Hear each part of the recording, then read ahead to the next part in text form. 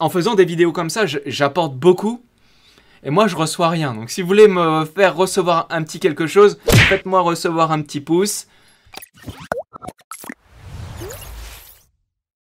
Le Polkadot Decoded a eu lieu. C'est un événement physique qui se passe tous les ans dans une ville différente où les fondateurs et la team de Polkadot, de Kusama et des projets qui s'y passent à l'intérieur de l'écosystème s'y réunissent et ils présentent les grandes nouveautés. Aujourd'hui, il y a des sacrées nouveautés puisque Polkadot va changer totalement, y compris au niveau de l'infrastructure, du fonctionnement. Donc la première bonne nouvelle que j'ai annoncée, c'est que Polkadot 1.0 est sorti. Je vais vous expliquer ce que c'est. Avant toute chose, je passe un bonjour à Capet qui attend cette vidéo et j'envoie un message à la communauté. Si vous voulez aller le troller, allez le voir un peu sur Twitter. Passez-lui le bonjour de ma part. C'est quelqu'un de bien et qui fait du bon boulot. Salut à toi. Polkadot 1.0 est sorti.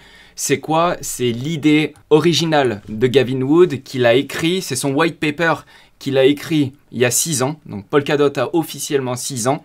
Depuis 2017, c'est en train d'être développé et l'idée originale de Gavin Wood est terminée. Il a mis en place ce qu'il avait écrit dans son white paper il y a 6 ans. Donc il a fallu 6 ans pour arriver à ce qu'on a aujourd'hui. Et ceci est la première sortie long terme.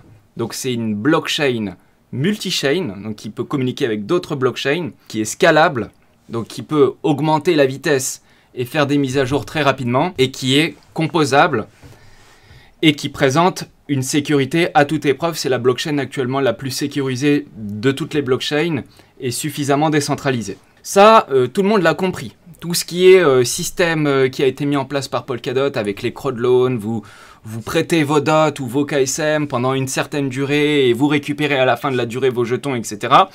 Ok, tout ça c'est Polkadot 1.0. C'est prêt. Il y a le XCM qui est prêt aussi, c'est-à-dire les messages qui passent entre les différentes blockchains. C'est prêt.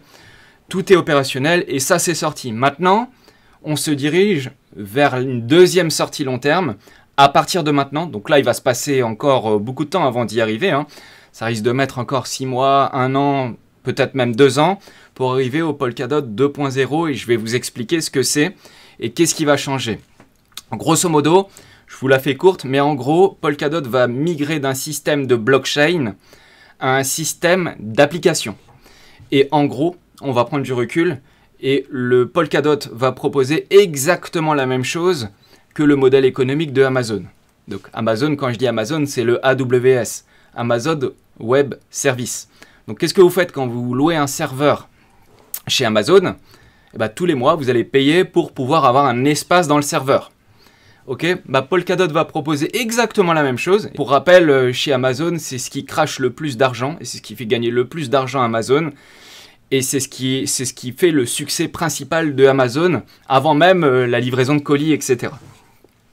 Sauf que là, Polkadot va faire la même chose, mais en proposant de l'espace, donc de la puissance, d'un réseau décentralisé.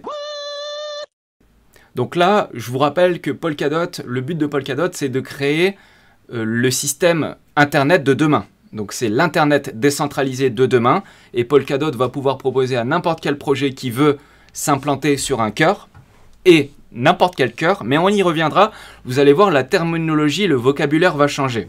Putain, c'est bon ça. Et en fait, le développeur va pouvoir payer 1 mois, par exemple. Il va pouvoir payer pendant 1 mois, installer son application, s'il a un petit business, une petite affaire, un truc à créer, un jeu, ce qu'il veut. Hop, il développe, il peut déployer soit une chaîne, soit un contrat. Et donc, ça va aller beaucoup plus vite, ça va être beaucoup plus simple. Et il aura juste à payer l'utilisation qu'il en fait.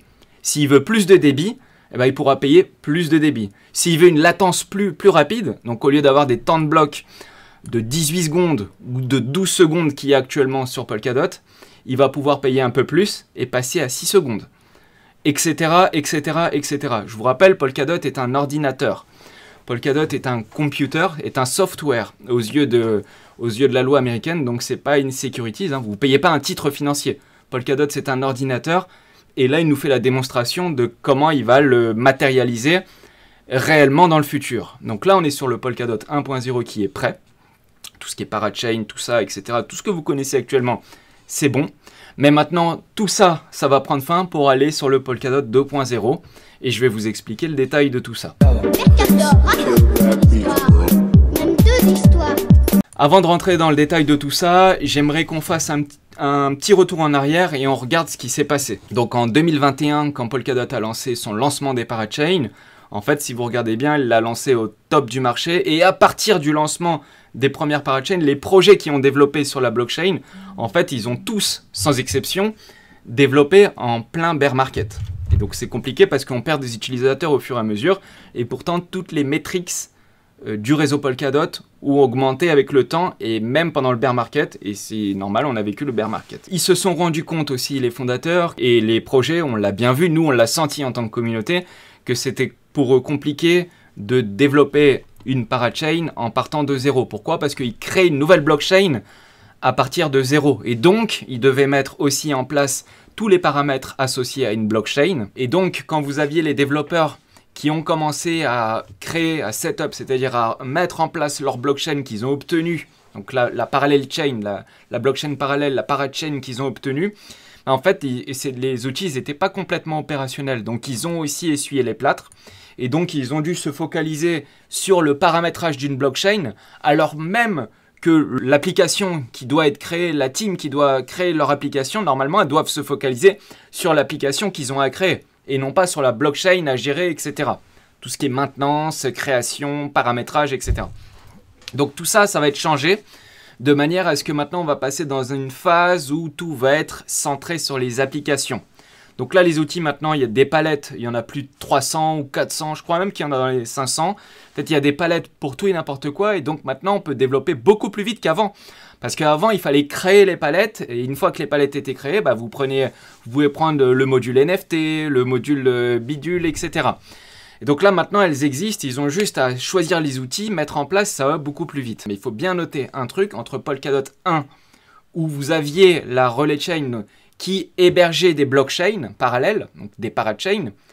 Donc on passe d'un modèle où c'est une blockchain qui héberge des blockchains à un modèle, maintenant le Polkadot 2.0, à un modèle d'un ordinateur qui héberge des applications et qui va vous faire payer un forfait pour développer vos applications parce que vous utilisez le serveur. Tout simplement, le serveur décentralisé. Donc maintenant, j'aimerais vous parler un petit peu de la concurrence qui se passe actuellement au niveau des blockchains dans l'industrie, de manière générale.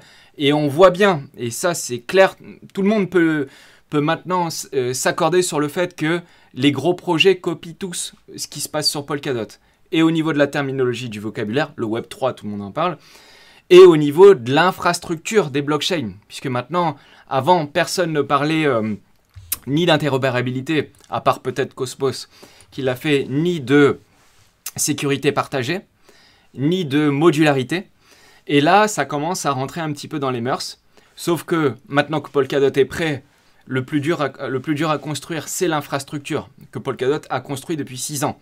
Donc maintenant, les blockchains qui veulent raccrocher le train vont avoir beaucoup plus de difficultés pour toucher à l'infrastructure, puisque l'infrastructure, c'est le cœur du système, c'est ce qu'il y a de plus dur à faire. Et la blockchain Polkadot, c'est une blockchain qui peut être mise à jour très facilement, sans fork, ce qui n'est pas le cas des autres blockchains. Et je vous laisse voir à qui vous avez envie de penser. Mais en tout cas, ce qu'on voit dans l'industrie, c'est que plein de blockchains prennent des directions différentes. Vous en avez certaines qui veulent tout intégrer dans un seul système avec un maximum de transactions par seconde. C'est ce qu'on appelle les blockchains monolithiques, c'est ce que vous voyez à gauche. Donc chaque blockchain est isolé dans son système. Et puis vous avez les blockchains modulaires, un peu comme ce qu'a fait Polkadot. Si vous voyez à droite, ça doit vous parler ce type de schéma si je vous montre ça. Et oui, ça se ressemble. Sauf que ça a été créé depuis 2016 et maintenant c'est opérationnel. Et maintenant que c'est opérationnel, toutes les autres blockchains commencent à copier, on peut le dire, il ne faut pas se cacher derrière le mot, commencent à copier l'infrastructure de Polkadot parce que c'est ce qui a le plus de valeur, l'infrastructure. Sauf que on se rend compte aussi qu'il y a d'autres écosystèmes qui viennent comme ça, des fois sortir de nulle part et qui priorisent une adoption court terme, donc d'avoir un maximum d'utilisateurs en un minimum de temps, en utilisant des dépenses marketing ultra agressives, donc en payant cher. Et si vous prenez un peu de recul par rapport à ces blockchains-là qui ne proposent pas forcément de solutions technologiques, d'avancées technologiques, Mais juste de répliquer des blockchains qui existent déjà en allant un peu plus vite et en faisant une meilleure pub, ça, des blockchains comme ça, il y en a plein, il y en a à l'appel. Je ne vais pas vous citer de long, je vous laisserai vous-même tirer la conclusion, mais ça, il y en a plein. Mais ceux qui font ça, il faut bien noter que, ok, il y a un prix du token qui est élevé dès le début, puisqu'il y a un gros marketing, mais notez bien que plus on avance dans le temps, plus ces projets-là, le prix des projets vont être tirés vers le bas. Pourquoi? Parce qu'ils sont en retard sur le principal. Et le principal, c'est quoi? C'est l'infrastructure. Maintenant que l'infrastructure de Polkadot est prête, on va passer au vif du sujet, c'est-à-dire à simplifier et à faire venir un maximum de développeurs pour y poser des applications sur le seul réseau qui est le plus sécurisé, scalable, composable, qui peut être mis à jour facilement, le plus green aussi, hein, c'est celui qui consomme le moins d'énergie et qui propose tout un tas de solutions, notamment pour s'interconnecter avec tous les autres systèmes. Donc là, on a un système qui permet ça. Et donc, vous aviez au Polkadot Decoded, vous aviez Bjorn, qui est le patron, donc c'est le CEO de Polkadot, et Gavin Wood, qui est le grand best, c'est lui le fondateur, qui ont créé Polkadot, et ils ont parlé. Et quand ils ont parlé, ils ont dit clairement les choses. Hein. Ils ont dit clairement les choses, et en fait, ce qu'ils ont expliqué, c'est que ils estiment que en fait, les principaux compétiteurs de Polkadot, et là ils ont donné des noms, hein. Ils ont parlé en premier Ethereum, Polygon et Cosmos. En fait, qu'est-ce qu'ils ont fait ces dernières années, les 2 dernières années? Ils ont ni plus ni moins copié le système technologique de Polkadot. Alors, ça va être au niveau de l'architecture, ça va être la blockchain centrale qui sécurise toutes les autres blockchains, ou par exemple Ethereum va le faire dans le cadre des ZK primitives, hein, les ZK rollup, les zero knowledge. Par rapport à ça, Gavin Wood a dit clairement hein, dans la vidéo, vous pouvez aller la voir si vous voulez, je peux même vous donner l'extrait. Et il pense, et notez que Gavin Wood, c'est lui qui a codé Ethereum, et je vous rappelle aussi qu'il l'a codé en un week-end, hein, la blockchain Ethereum. Après, évidemment, il y a eu d'autres choses qui s'est fait.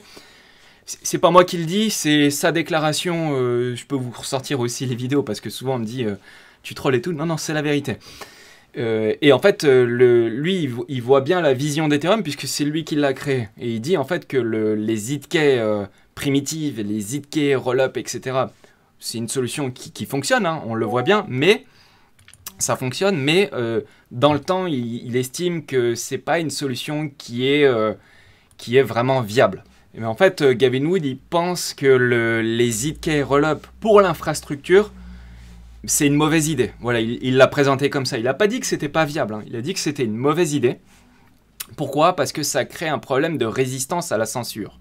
C'est-à-dire que vous avez un acteur centralisé qui valide un énorme volume de transactions énorme et qui du coup crée un point de single point of failure. Donc c'est un point de blocage. C'est-à-dire que si cet intermédiaire-là, centralisé, fait défaut, faillite à un problème technique ou tout autre, ou de malveillance ou de hack, mais en fait, ça peut créer un vrai problème pour la sécurité totale du réseau.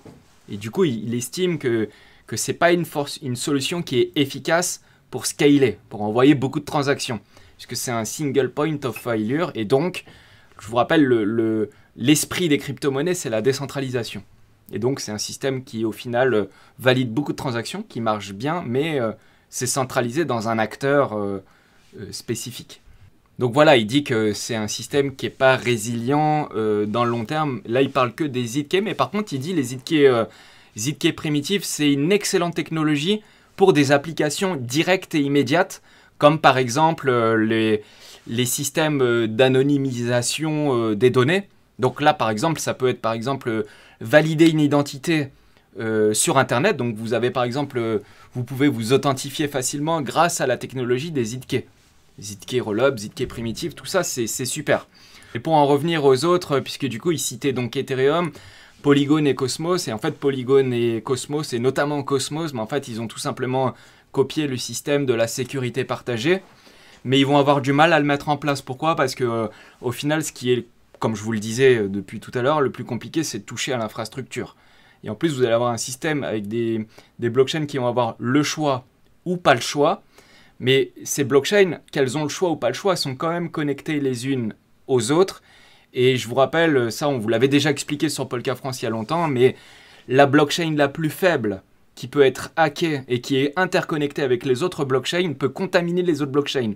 Donc c'est-à-dire quand je dis la blockchain la plus faible, c'est-à-dire qu'il y a besoin de moins de monnaie pour pirater tout l'ensemble en attaquant le système le plus faible. Et c'est pour ça que quand il y a une émission énorme de tokens, et ça on l'avait vu pendant l'épisode du Luna sur Cosmos, mais en fait ils ont tout de suite coupé l'interconnexion avec les autres blockchains. Pourquoi? Parce qu'ils émettaient tellement de jetons qu'un acteur malveillant, il aurait pu siphonner pas mal de trucs dans différentes blockchains. Donc la sécurité c'est très important. C'est même le principal. On ne peut pas envisager d'être serein dans le futur si la sécurité n'est pas à toute épreuve par rapport à ces systèmes-là. Donc là, Polkadot, en fait, ils auraient pu faire comme les autres, c'est-à-dire lancer un système rapide dès le début, et puis après développer un peu la suite, etc. Mais ils ont fait l'inverse. D'abord, ils ont construit... C'est comme la construction d'une maison. Hein. D'abord, on fait les fondations bien solides. Une fois que les fondations sont bien solides, on fait les murs parpaings, bien solides aussi. Et puis après... on met de l'herbe autour de la maison et à ce moment-là, on fait venir les gens parce que c'est plus agréable avec une piscine, etc.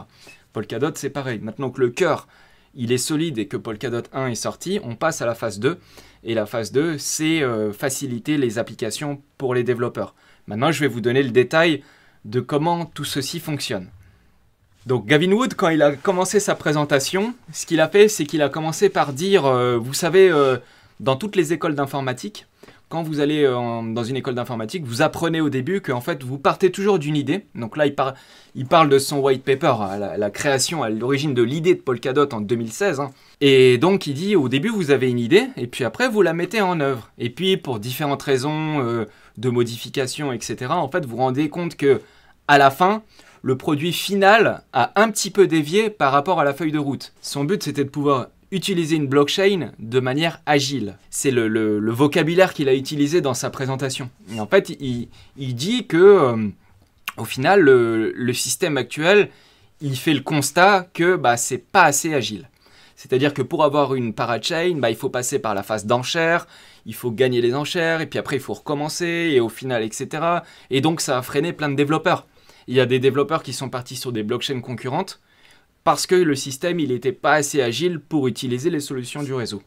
Donc, qu'est-ce qu'il fait? Il dit, maintenant que ma sécurité fonctionne bien, maintenant on passe à l'étape 2, et on va faire en sorte de faire venir plus de monde. Les développeurs qui ont un petit business, qui veulent mettre en place, déployer un contrat ou même une chaîne, ils vont pouvoir le faire sur différents cœurs du réseau Polkadot. Et donc, maintenant, on ne va plus dire que Polkadot est une blockchain, puisqu'on passe d'un système des blockchains à un système d'application. Et donc, Polkadot, c'est un ordinateur. Il faut le voir comme ça. C'est un énorme ordinateur, c'est un énorme serveur. Et au final, cet ordinateur va fonctionner avec différents cœurs. Ok? Et donc, les cœurs, aujourd'hui, il y en a 50 sur Polkadot. Polkadot a 50 cœurs. Donc, en fait, actuellement, un cœur, c'est une blockchain, en réalité. Mais on appelle ça un cœur parce que vous allez voir que en fait, quand vous louez un espace sur un cœur, en fait, vous pouvez aller sur différents cœurs en même temps. Et donc, en fait, tout le système des blockchains et tout, nous, chez Polkadot, c'est pas cloisonné. On est une blockchain qui est interopérable, composable. Donc, on va pas se limiter à une blockchain. On va aller de blockchain en blockchain et ça au fur et à mesure dans le temps. Vous voyez mon fond d'écran, hein, il y a des points partout. Et du coup, on va passer d'un système où il y a 50 cœurs, donc là actuellement 50 cœurs, et on va monter à 500 cœurs, jusqu'à 1000 cœurs dans un premier temps. Je pense que c'est déjà plutôt pas mal d'avoir 500 blockchains ou 1000 blockchains, donc 500 cœurs ou 1000 cœurs pour utiliser des applications. Je pense qu'on est bon. Ah là, on est bien. Donc là, ça va commencer comme ça. Il explique que ces cœurs-là, ils sont indépendants les uns des autres et ils fonctionnent en parallèle. L'un n'a pas besoin de l'autre pour fonctionner. Par contre, ils ont besoin de la chaîne mère et du DOT pour fonctionner. Et donc, en tant qu'ordinateur, Polkadot, lui, il va offrir un service à tous les développeurs et le service, ça va être de développer des applications. C'est tout. Donc, c'est le Amazon Web Service. Donc, ça tombe bien, je vous avais fait une vidéo un jour où on cherchait le nouveau Amazon. Et là, on a le même système. Et donc, Polkadot va pouvoir offrir aux développeurs ou aux applications de la puissance de calcul, du stockage. Okay, donc la vitesse de calcul va être de 1 mégabit par seconde au début. Et puis après, je vous rappelle que Polkadot est une blockchain qu'on peut mettre à jour très facilement. Hein. Il n'y a pas besoin de faire un fork pour toucher à l'infrastructure. Et donc tout ça va aller en s'améliorant, c'est un départ. Donc 1 mégabit seconde pour commencer. Vous voyez, on parle plus de block time, de temps à chaque fois qu'on fait un bloc. Parce que le block time, on disait avant, à chaque bloc, il y a 6 secondes ou 2 secondes. Là, on parle de latence. Donc on change le vocabulaire maintenant. La bandwidth, donc la bande passante de Polkadot va être de 1 mégabit seconde.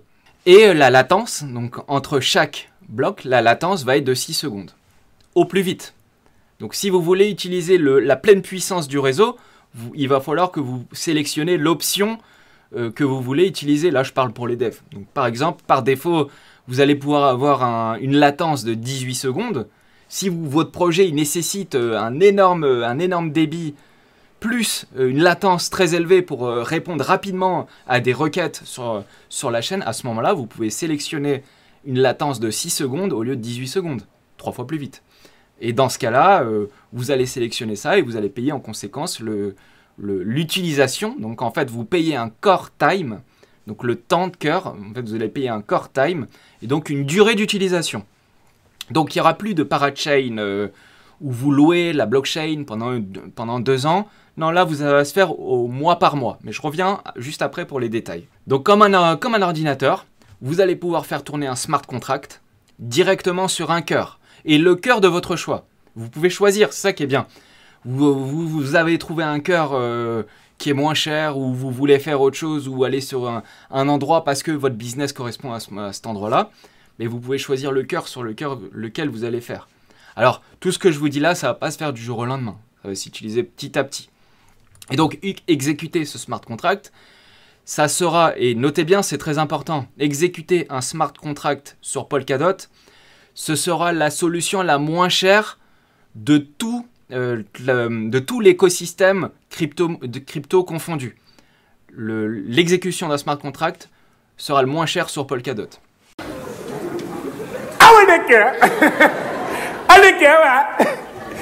Donc là, il y aura du monde qui sera intéressé pour utiliser la solution, puisque vous avez juste un smart contract à activer. Hein. Vous n'êtes pas obligé de créer une blockchain. Admettons, vous avez un projet qui nécessite juste de vérifier avec un oracle une solution. Boum, vous mettez en place votre application, vous payez en conséquence et vous êtes tranquille. Ça va être très simple. Et ça va être la solution la moins chère du marché, tout en bénéficiant de la puissance et surtout de la sécurité, de la bande passante et de la latence du réseau. Et donc, qu'est-ce que ça signifie tout ça? Ça signifie que les cœurs, ils vont être agiles. Ils vont pouvoir bouger, être rapides. Ce qui n'était pas le cas aujourd'hui avec les parachains.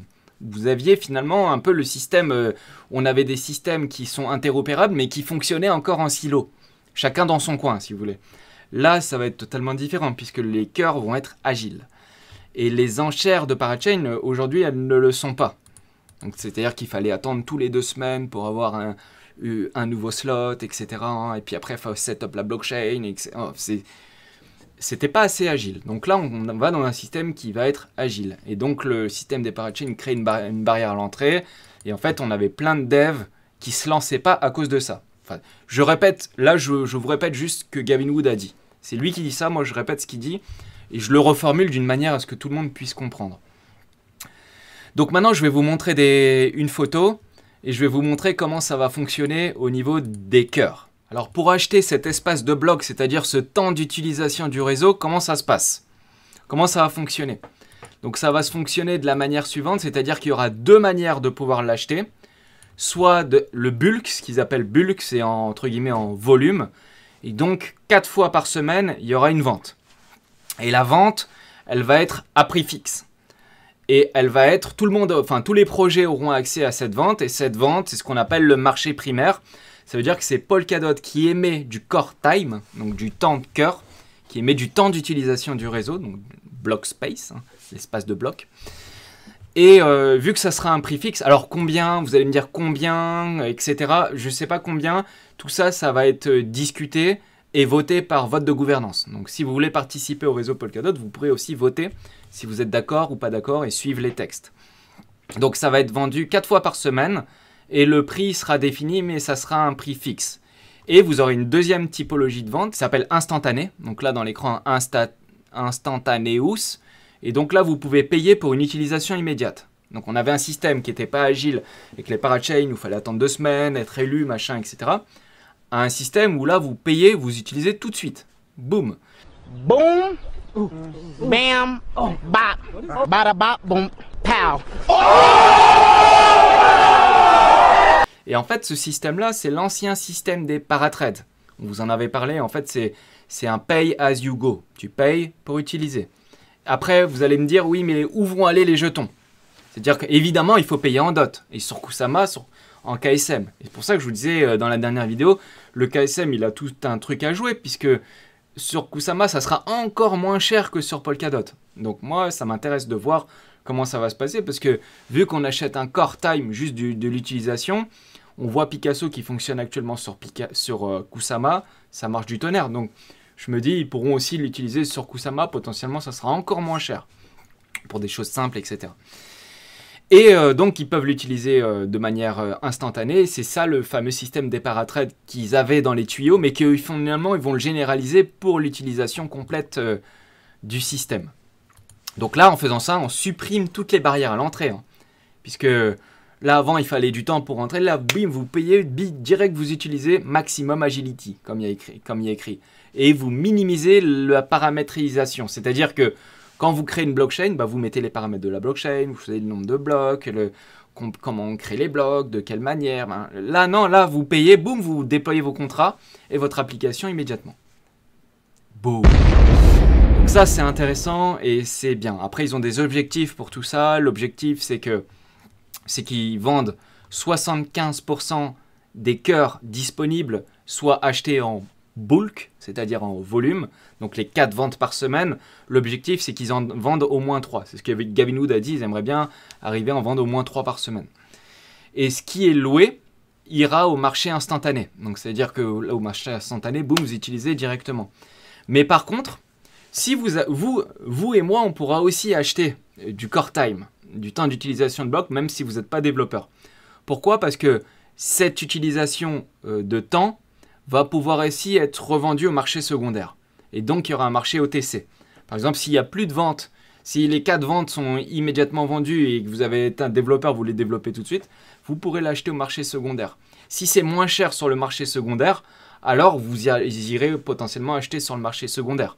Donc ça, il faut voir comment ça peut tourner à l'avenir, mais il y a un truc à réfléchir à ça et notez que ce temps d'utilisation du réseau va pouvoir être transformé en NFT et être séquencé en différentes périodes de temps. Donc là, quand vous achetez 4 fois par semaine, vous achetez, c'est une vente qui pour un bloc, un core time de 1 mois. Ça veut dire que les projets vont pouvoir acheter 1 mois d'utilisation. Et vont pouvoir le faire 4 fois par semaine. Donc là, ça offre beaucoup de temps. Et par contre, si par exemple, il y a un projet qui veut utiliser que 2 jours, bah, en fait, l'utilisation qui va être achetée va pouvoir être divisée en NFT.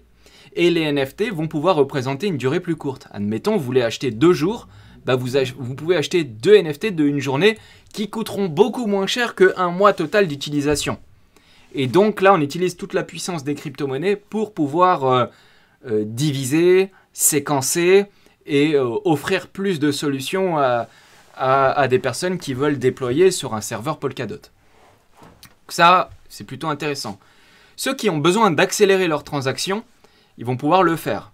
Donc, c'est-à-dire que s'ils veulent augmenter leur débit pour passer de 18 à 12 secondes, ou même passer de 12 secondes à 6 secondes de latence, donc la durée de temps entre 2 blocs, ils vont pouvoir le faire, ils vont payer plus cher. Donc après, vous allez me dire, ouais, mais où va l'argent? Ça, aujourd'hui, on ne le sait pas. Ils n'ont pas précisé si les dots vont être burn. Alors ça serait une excellente nouvelle. Parce que si ça devient comme Amazon et qu'il y a du monde qui utilise le truc parce que c'est agile, rapide, sécurité, etc. et qu'il y a commencé à avoir du monde qui va arriver, ça va commencer à être vraiment très intéressant. Par contre, est-ce que ça va être mis en trésorerie? Est-ce que ça va être burn? Est-ce que ça va aller à ceux qui ont mis en staking? Est-ce que ça va être un peu détroit? Ça, on le saura au fur et à mesure du temps. Pour l'instant, on n'a pas encore la réponse à cette question-là. Je sais juste que je vous présente la solution de comment ça va marcher. Donc notez bien que la bonne nouvelle, c'est que le bulk, c'est un actif, c'est un asset. C'est-à-dire que à ce titre, vous allez pouvoir en jouir. Oui, vous avez bien entendu, vous allez pouvoir en jouir.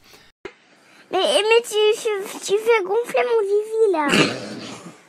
Acheter, vendre, louer peut-être, etc. Diviser en NFT et autres. Donc là, vous allez pouvoir faire plein de choses avec ça si vous avez envie de toucher à ça. C'est pas une obligation, c'est une proposition.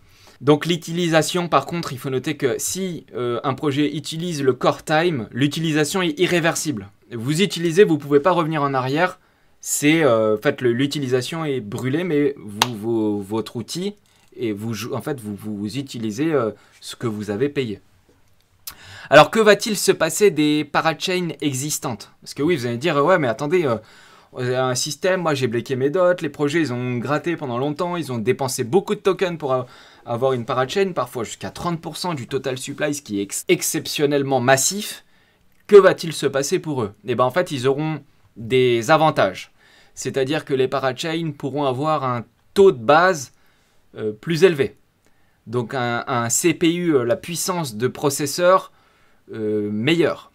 Une latence plus faible pour le même prix. Ou alors un prix moins élevé pour le core time, c'est-à-dire pour le temps d'utilisation pour ce qu'ils ont besoin de faire. Ou même un combiné de tout ça. Donc là, pour eux, c'est pas perdu ce qu'ils ont fait, puisque du coup, ils vont avoir tout à prix préférentiel et avec des meilleures conditions. Donc ils seront avantagés dans l'utilisation du block space, donc des temps de blocs sur Polkadot. Donc sinon, les parachains vont continuer comme d'hab jusqu'à la fin de la durée, et ils auront ce que je vous montre là, quand ça sera opérationnel. Mais comptez pas que c'est pas pour tout de suite, hein, je le répète.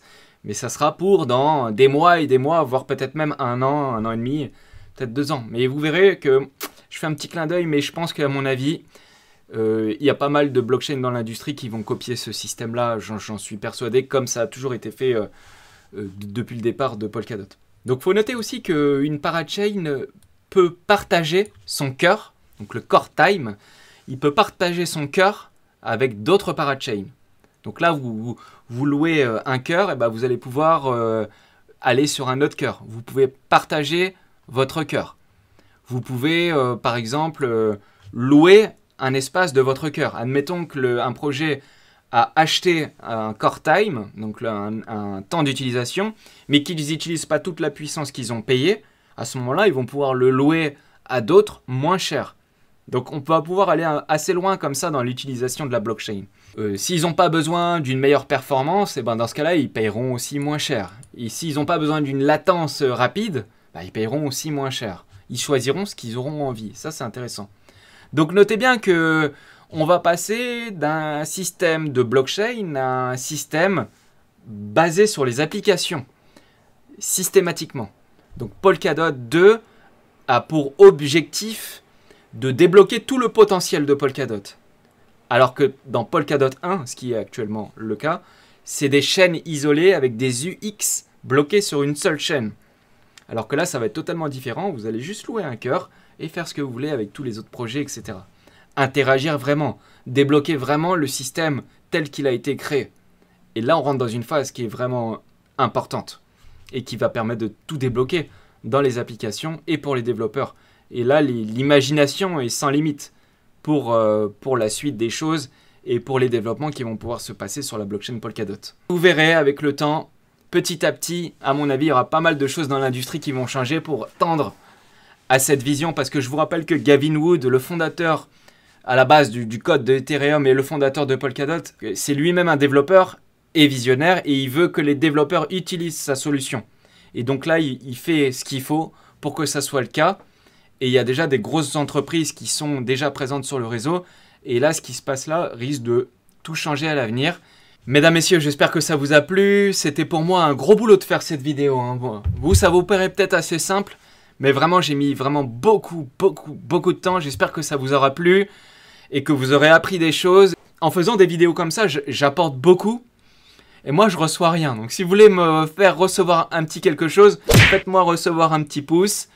Si vous êtes nouveau et que vous renseignez un peu sur ce qui se passe et sur la suite de ce qui va se passer, on s'abonne, on clique sur la cloche. Mais là, on est parti et on est très très chaud. La prochaine vidéo, elle sera sur un tout petit projet extrêmement interopérable. Petit clin d'œil, certains vont savoir de quoi je parle. Je vous dis à bientôt, en tout cas, c'était un grand plaisir. Je vous dis à la prochaine, ciao à tous et à bientôt.